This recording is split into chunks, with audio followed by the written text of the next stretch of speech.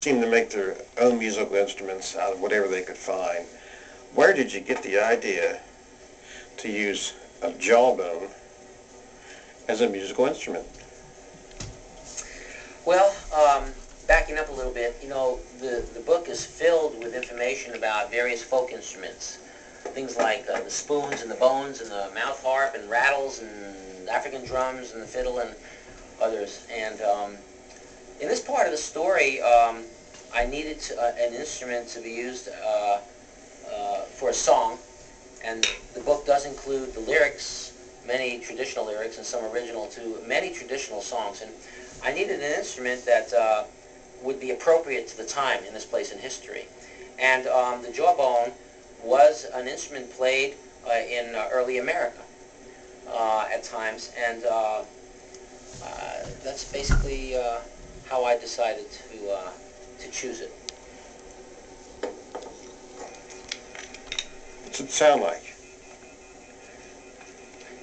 Okay, well, it's, the jawbone actually traditionally was often used as a rattle because the teeth were left in it and they are loose and you can shake it. But in this particular jawbone, I play with a stick. And running the stick across the teeth,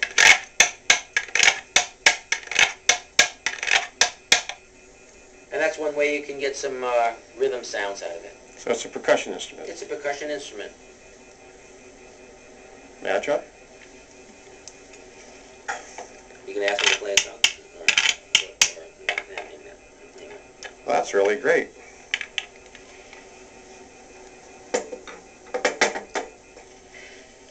In the book, I talk about the history of these different instruments, where they come from, where they're found in the world, what they're used for, and I try to include that type of information along with the information about the individual characters and the cultures that their stories represent. So.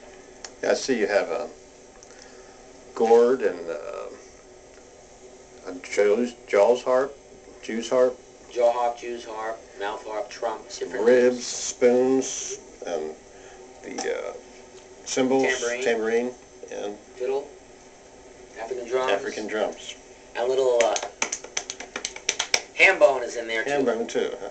That's right. When you didn't have an instrument, you could always use your hands. It's an instrument that all the early settlers actually brought with them. It's their hands, of course, and their feet, and their mouth. And then the sailor tell one of the characters some ham bone? The ham bone was taught by an individual to one of the characters as they were moving south down the Great Philadelphia Wagon Road. The character was unable to dance anymore. I won't get into the reasons why, but he met someone that could make rhythms with his hands, and in the story he teaches how to do that, and there's a song involved. What is this here? Mind if I pick that up? Jaw harp, yep. That's, in the book it's called the trump, although in the study guide it's called many things. This is an instrument that's basically found all over the world in indigenous cultures. It's found and is named differently in each culture. It's used sometimes for just simply making rhythmic music, and it's also used for spiritual purposes in some cultures. There are many different types, and whether it's in Indonesia or in many of the European countries, what have you, the concept is very similar. There's a sort of a metal, wood, or bamboo structure, and a part that you pluck, called the tongue sometimes, and when you place this against your teeth,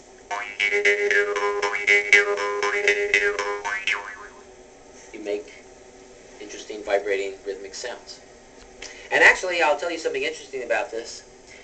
This little musical instrument was the second most popular musical instrument in early America, second only to the fiddle. The average person owned one of these.